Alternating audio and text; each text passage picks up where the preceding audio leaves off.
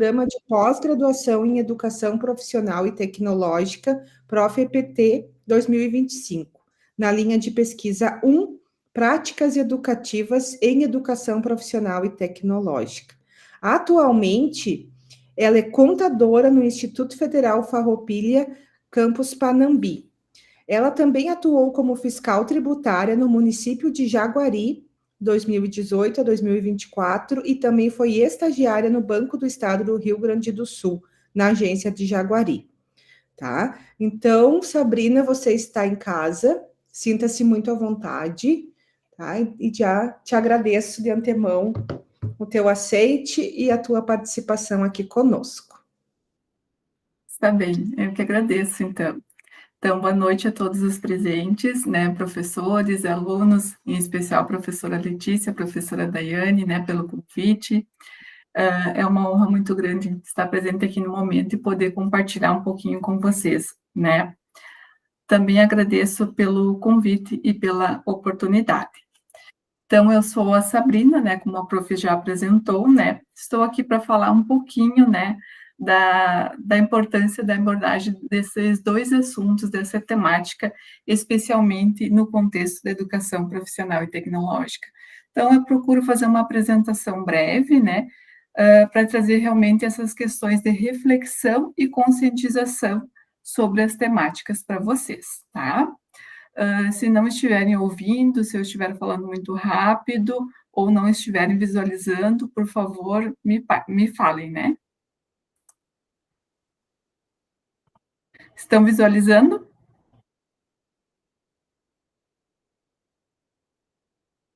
Sim. Tá. Então, minha apresentação, a prof já falou. Então, o público-alvo dessa apresentação são os discentes na turma de licenciatura em matemática do IFAR. O objetivo desta apresentação, compreender um pouquinho da importância de incluir a educação fiscal e financeira no ambiente escolar, seus conceitos, principais diferenças, bem como o papel do professor de matemática nesse contexto. Pergunta: por que abordar a educação fiscal e financeira na educação profissional e tecnológica? Então, na relação entre a educação e a sociedade, é um processo de troca constante, em que uma depende da outra, né? Entre um ambiente mais favorável para discorrer essas temáticas está o ambiente educacional, entre eles a educação profissional e tecnológica, né? Cujos valores primam pela articulação da cultura, do trabalho, da ciência e da tecnologia. A preparação do sujeito para o mundo do trabalho através da politecnia, né, que são muitas técnicas, formação integral e unilateral, que é a formação para todas as direções, sob a perspectiva também do currículo integrado. Tudo isso visando formar sujeitos críticos e autônomos capazes de transformar a realidade em que vivem. Então, todos aqui estamos inseridos nesse contexto e temos essa missão de transformar a realidade. Mas qual a importância da abordagem das temáticas no ambiente escolar, então, dessas duas temáticas, educação fiscal e financeira? Conscientizar sobre a importância da educação fiscal e financeira entre os estudantes, preparando-os para o exercício da cidadania, a gestão responsável dos seus recursos e dos recursos públicos também, bem como incentivá-los ao consumo sustentável.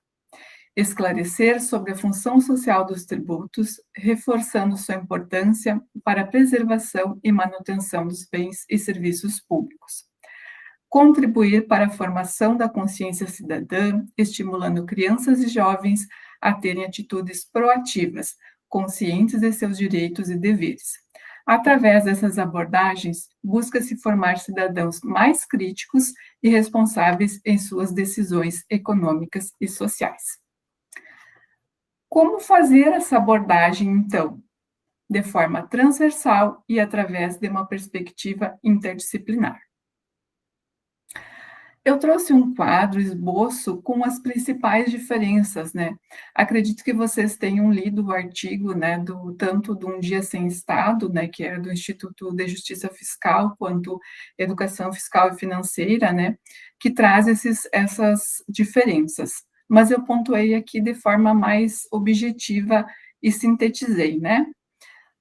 Enquanto a educação fiscal possui o foco no coletivo, na sociedade e no Estado, na educação financeira o foco é individual, a pessoa ou a família.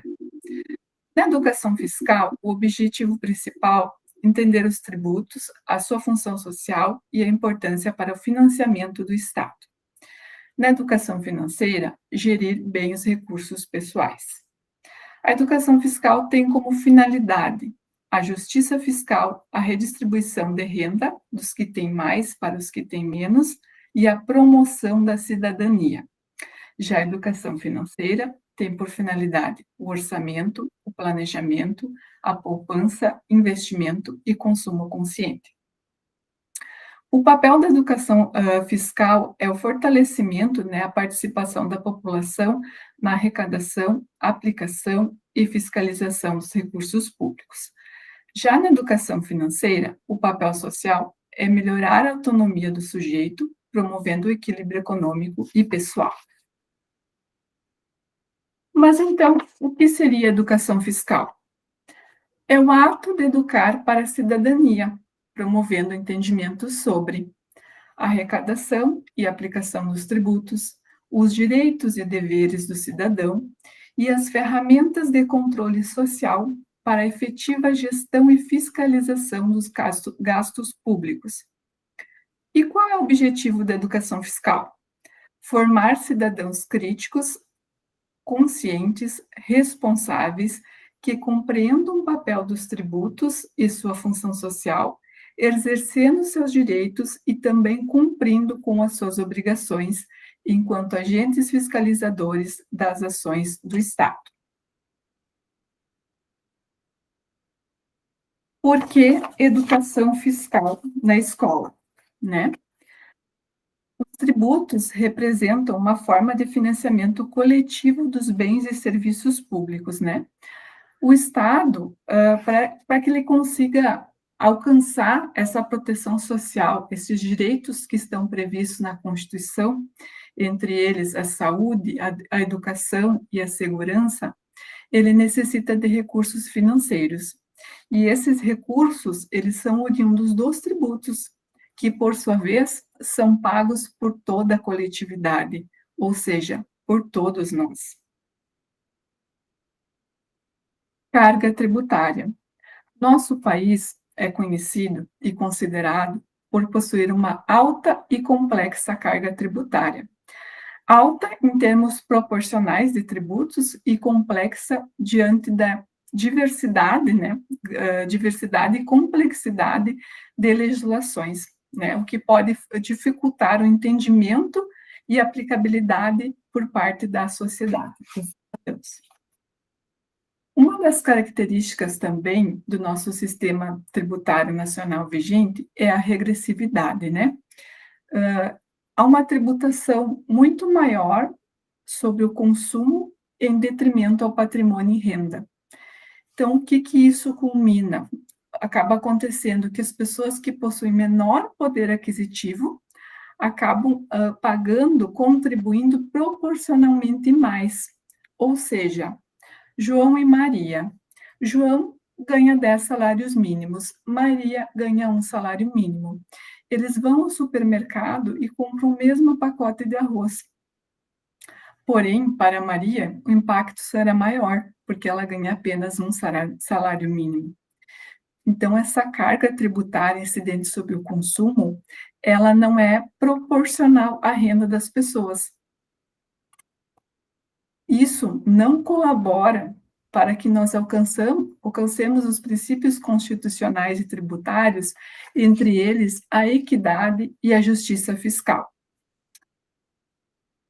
Outra característica importante do porquê, né, disseminar a educação fiscal na escola, há uma cultura de sonegação que foi criada, né? percebemos expressões do tipo: por que eu vou emitir nota? Por que vou pedir nota se os recursos são desviados? O famoso jeitinho brasileiro, a corrupção é grande, a Receita vai controlar meus gastos. Muitas pessoas elas desconhecem o conceito e aplicabilidade da função social dos tributos.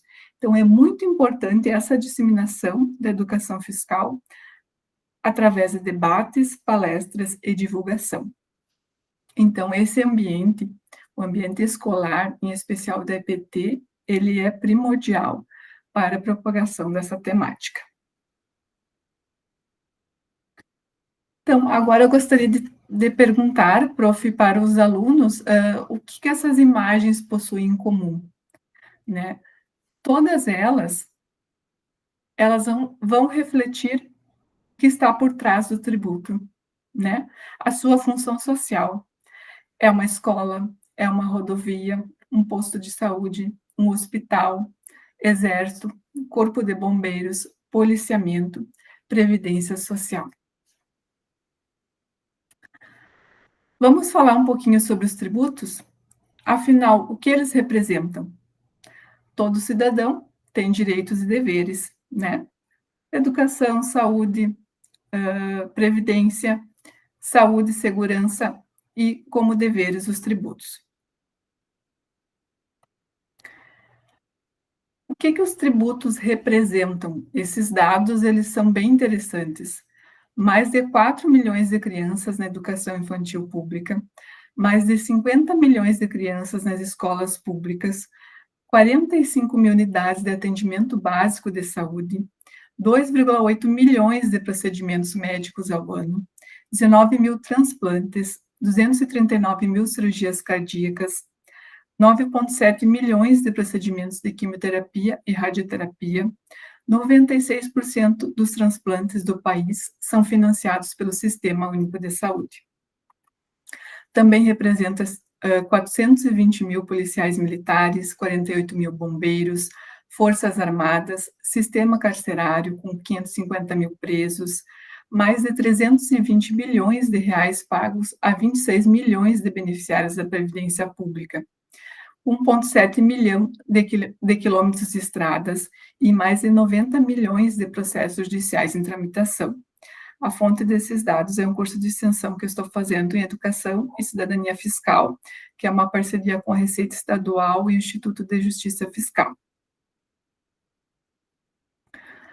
Função social dos tributos. É um processo cíclico e de troca constante, né? Porque uma vez que mais tributos e rendas são gerados, né, mais bens e serviços públicos o Estado pode nos fornecer, né, prestar à coletividade. Então, partindo um pouquinho para a educação financeira, né, a educação financeira é o ato de educar, né, para desenvolver habilidades como planejamento, controle de finanças pessoais, tomada de decisões conscientes sobre o consumo, crédito, a poupança e investimentos. Também possui como objetivo formar indivíduos críticos, conscientes e autônomos, capazes de compreender os princípios da educação financeira, tomar decisões econômicas sustentáveis e promover o bem-estar financeiro próprio e da coletividade. Por que a maioria das pessoas tem dificuldades financeiras? Falta de conhecimento básico sobre finanças, não possuem planejamento, compram por impulso, há um endividamento fácil, né, como cartões de crédito, empréstimos e até mesmo jogos de azar.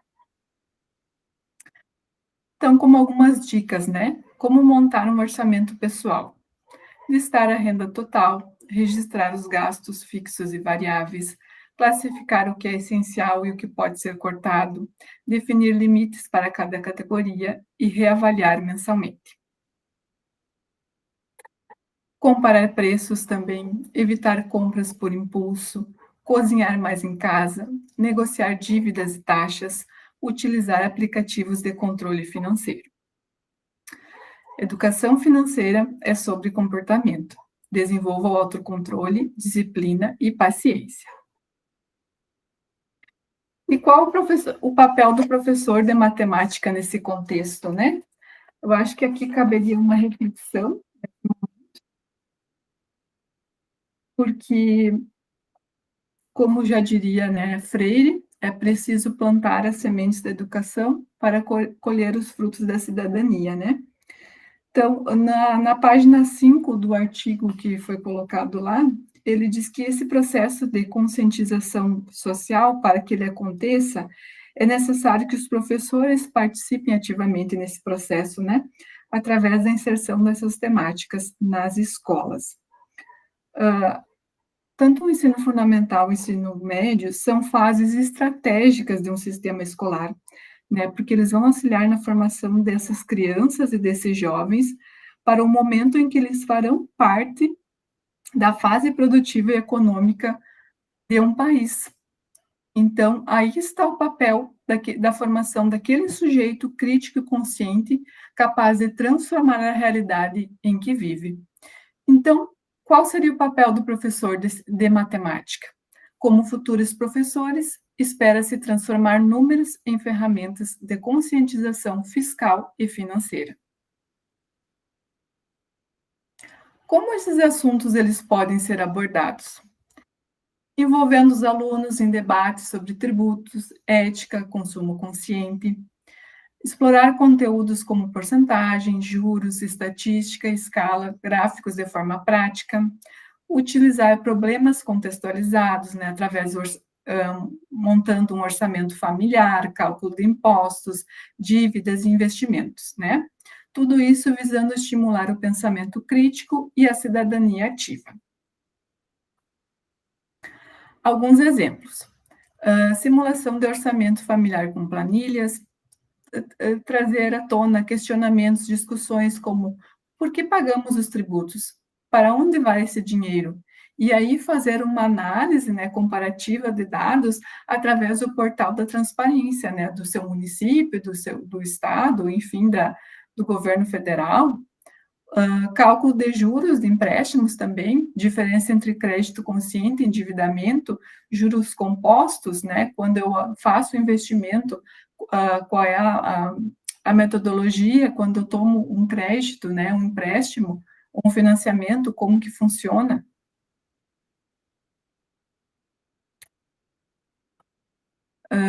Prof? Oi? E pode falar. Eu acho que eu acabei me antecipando um pouco na apresentação, não sei se fui muito rápida, Não, mas eu preparei um vídeo também que eu gostaria de compartilhar com vocês, né? Que se chama As Voltas que o Dinheiro Dá, que ele é promovido pelo Sebrae de São Paulo, que traz essa questão da circulação do dinheiro, da renda, do tributo. Eu acho bem interessante, ele tem 6 minutinhos. Eu vou passar aqui, tá? Tranquilo.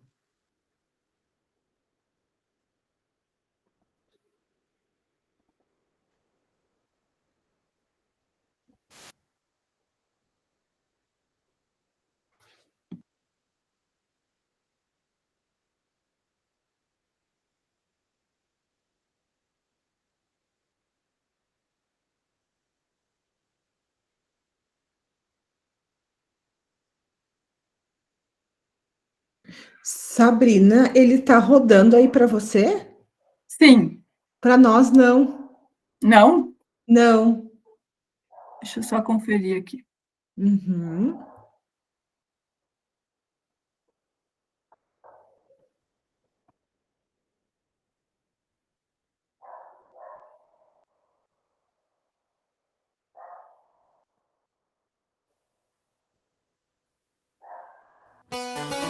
Agora sim. Tá.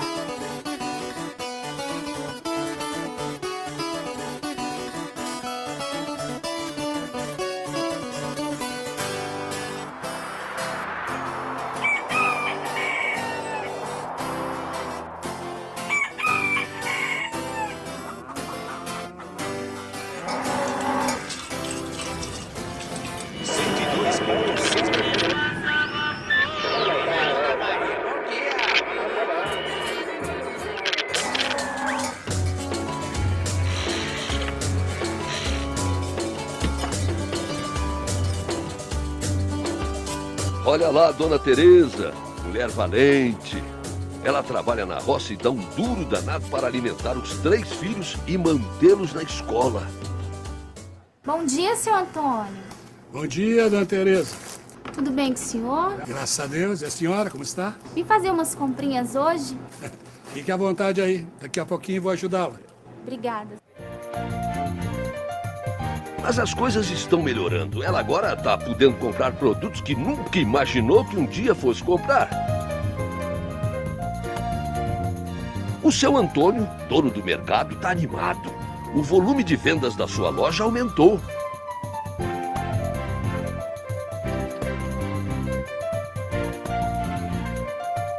Esse queijo vai reforçar a merenda dos filhos da dona Tereza. Só que ela escolheu um produto que vem de fora.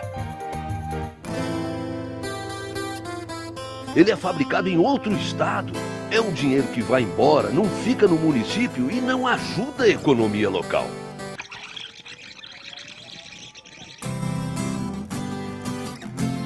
E se a dona Tereza escolhesse outro queijo, que é produzido por gente da cidade dela?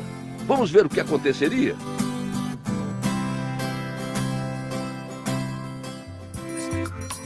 Ora, o seu Antônio encomendaria mais queijos para o Zé do Leite, que toca o negócio com a família e está querendo aumentar a produção.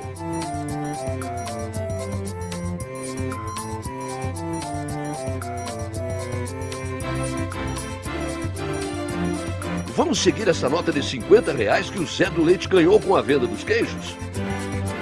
A nota nem esquentou no seu bolso. Zé do Leite comprou uniformes novos para a sua família usar na produção dos queijos.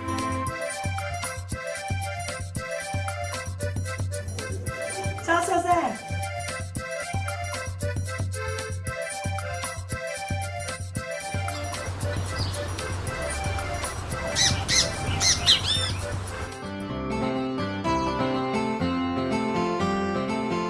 E foi assim que a Juliana Oliveira, que sonha em ter uma confecção, pôde encomendar um cabideiro e uma prateleira para expor as roupas que ela costura.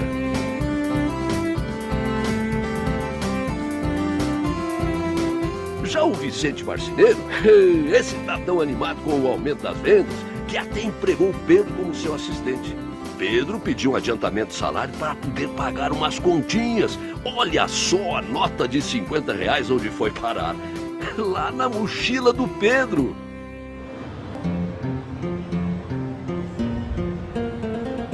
Pedro aproveitou para pagar uma parcela do IPTU da sua casa, R$23.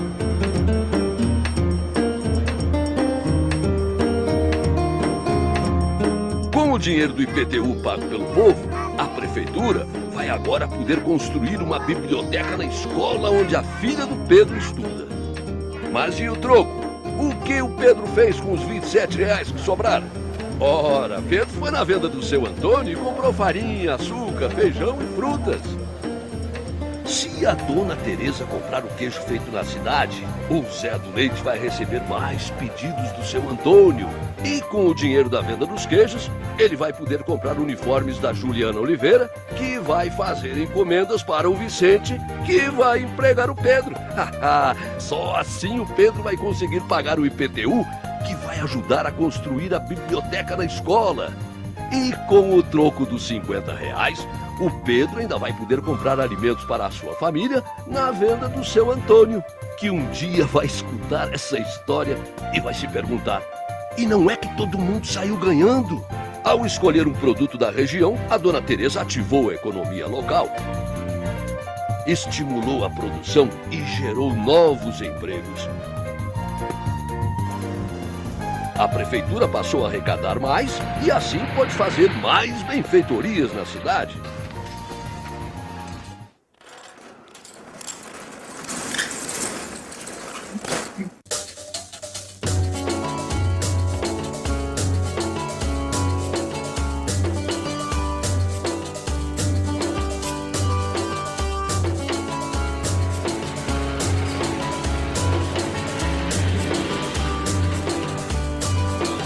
O seu Antônio está sentindo que as coisas estão mudando. Ele é um homem calejado, já viu de tudo nessa vida. Já viu seca, já viu fome, mas é a primeira vez que ele vê a gente da sua terra prosperar. Valorize as pequenas empresas da sua região. A economia local cresce e o progresso aparece.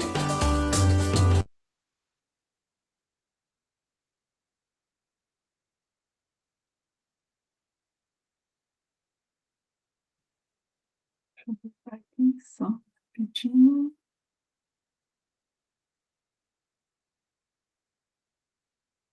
Estão visualizando, prof, a apresentação? Tá. Sim. Então, né, após o vídeo, que é um vídeo antigo, mas eu gosto bastante dele, porque ele traz, né, essa perspectiva realmente das voltas que o dinheiro dá, do emprego, do tributo, trazendo realmente essa questão da função social do tributo, tá?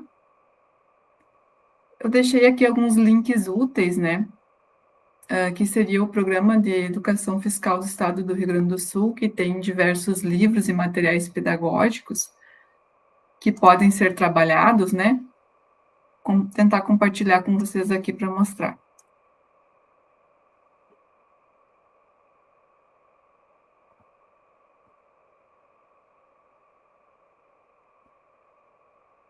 Tem vários materiais pedagógicos, eu acho bem interessante, tá? Tem para serem trabalhados entre várias séries aqui. Também tem o livro Educação Fiscal e Cidadania, que são reflexos da prática educativa. Achei bem legal.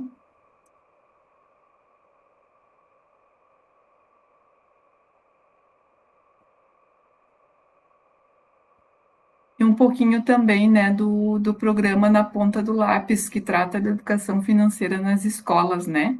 Que é um programa voltado para a educação financeira, fiscal, previdenciária e securitária da educação básica, né?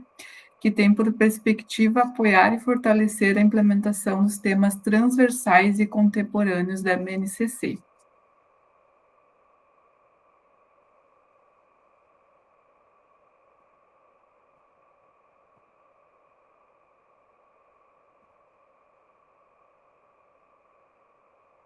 Então, minha apresentação foi um pouco breve, eu acho que eu falei bastante rápido, mas eu gostaria de concluir com essa mensagem, né, do nosso patrono da educação brasileira, que é Paulo Freire, que diz que se a educação sozinha não transforma a sociedade, sem ela tampouco a sociedade muda. Concluo minha apresentação, agradeço pela atenção e fico à disposição.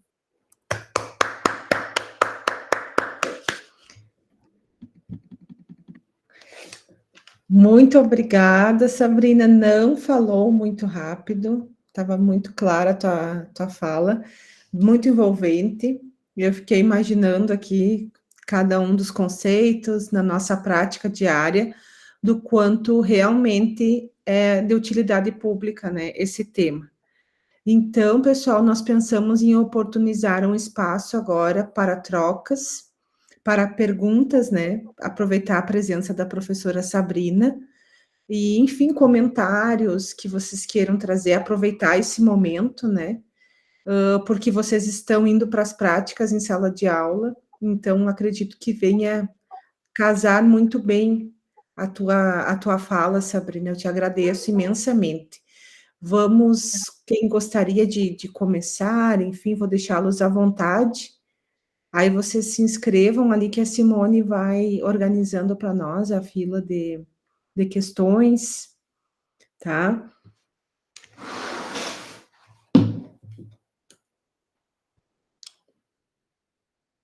Eles são quietinhos assim mesmo, Sabrina, tá? Tu não te assusta, mas daqui a pouquinho eles... Quantos alunos tem na turma, prof? A turma toda, ela tem... Eu não sei essa turma agora, quantos... É que são vários polos, né, Simone? Sim, eu acho que é aproximadamente uns 57 alunos agora. 57. Entraram alguns alunos novos, vários desistiram, mas entraram alguns alunos novos em alguns polos também. Isso, e as aulas síncronas, elas costumam, infelizmente, né, ter essa característica de poucos alunos presentes, então Sim. Temos esse desafio aí ainda para superar nos nossos cursos EAD.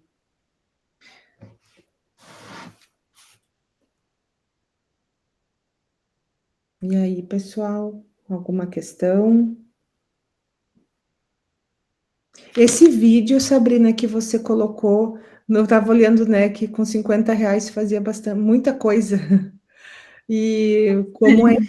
mas é interessante como realmente é uma temática que ela se atualiza em termos de correção ali do sistema financeiro, mas as práticas elas continuam semelhantes, né? Eu particularmente não tinha essa noção, tá? Agora eu vou falar de mim, mas eu sou bem leiga, tá, pessoal, nessa área financeira e da matemática, né? Do que tudo que envolver números, na verdade, eu tenho um déficit bem potencial em mim. Mas me chamou muita atenção essa questão, né, da produção local ter tanto impacto, né, positivo no desenvolvimento, né, regional, que é um dos pilares da proposta dos institutos federais, inclusive, né, que é o desenvolvimento Exato. das regiões, né. Então, de repente, é uma atitude simples e geralmente, né, pessoal, geralmente os produtos mais internos, mais nossos, eles são muito mais saborosos, né, falando em comida. Fiquei até com vontade de experimentar aquele queijo, né? Mas é no sentido de que o quão importante é a gente dar esse valor, né? A economia solidária também nos ensina bastante sobre isso, né? Que lá em Júlio de Castilhos nós trabalhávamos muito com essa temática de entender, né? De desenvolver, de apoiar o comércio local, do quanto isso contribui significativamente, né? Para o Isso. desenvolvimento. Isso, porque apoiando aquele comércio local, mais tributo vai gerar, consequentemente, mais emprego e mais renda, e aí entra naquele processo cíclico, né, de troca, né? Então, mais renda, mais emprego, mais tributos, o Estado consegue também ofertar mais bens e serviços públicos de qualidade, né? E aí cabe a nós, enquanto cidadãos, fazer esse gerenciamento, né? Eu não consegui trazer essa abordagem, seria mais completa, eu gostaria de ter entrado em outros assuntos, tratar um pouquinho também da corrupção pública, da corrupção privada, mas como é muito pouco tempo, né, então eu acabei optando por trazer esses momentos de reflexão para formar essa conscientização e a importância do porquê, né, desenvolver, seguir propagando com essas duas temáticas, né, qual a importância delas, né. Com certeza. Aproveitando a deixa, pessoal, vou deixar aqui mais uma vez, né, o quão importante é para vocês estarem desenvolvendo agora o plano de aula de vocês. Vários exemplos que a Sabrina trouxe aqui durante a apresentação dela podem ser muito úteis, né, no desenvolvimento agora do plano de aula que vocês vão desenvolver e também para o nosso trabalho final lá da socialização das práticas de vocês. Então, guardem com bastante carinho o registro da fala da Sabrina, que com certeza será muito útil. E, por último, e não menos importante, não esqueçam de que a fala da Sabrina também irá contribuir com a avaliação, né, de metodologia científica, que é o fichamento que nós solicitamos a vocês. Então, eles já tinham como leitura prévia, Sabrina, os 2 artigos que eu e você selecionamos previamente. Então, a sua fala vem para complementar. E é para ajudar vocês, tá, pessoal? Vou passar a palavra para o Darwin, por favor, Darwin.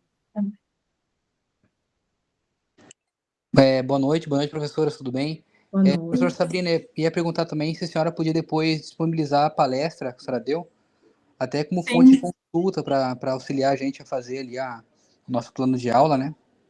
sim, claro, com certeza, vou disponibilizar, sim. Com certeza.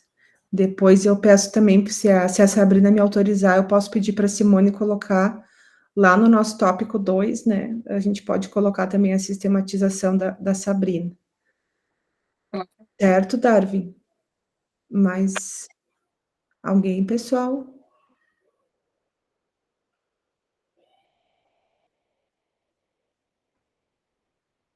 Então, acho que vamos nos encaminhando para o fechamento da atividade.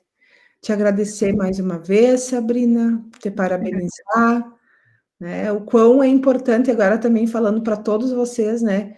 Quando a gente escolhe uma temática que a gente realmente tem um encantamento por ela, isso se demonstra através, né, daquilo que a gente passa para o outro. Então, pude ver isso hoje na tua apresentação, Sabrina. Parabéns, Tá tá? bom. E eu já entrei em contato com o coordenador do curso e nessa semana eu vou estar disponibilizando o seu certificado também. Te agradecemos, agradeço a presença do professor Maurício, que esteve aqui conosco, agradeço a Simone também, minha parceira, nessa disciplina, entrego o abraço da professora Daiane e da Sandra, que é a tutora dela, né, que tiveram outra aula hoje, agendada, outro compromisso, mas colocamos-nos, então, à disposição dos alunos, e é isso, então, Sabrina. Obrigada, Maurício, obrigada, Simone.